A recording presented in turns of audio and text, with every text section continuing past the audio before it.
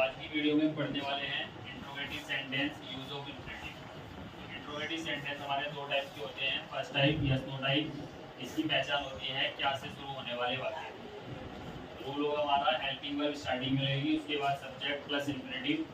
तो सब्जेक्ट है हमारा सेंटेंस में हम लोग, और इसकी इंग्लिश होती है बी। बी के साथ लगेगा आर, फिर सब्जेक्ट बी और फिर लगेगा infinitive to love. Second type WS type, Hindi वाक्यों के बीच में प्रश्नवाचक शब्द आएगा जिसको बोलते हैं क्वेश्चन वर्ड, जिसको सबसे पहले लगाना है। रूल होगा हमारा क्वेश्चन वर्ड इजआरएफ सब्जेक्ट इंफिनिटिव। एग्जांपल दे रखा तुम कब जाने वाले हो, तो क्वेश्चन वर्ड है हमारा कब।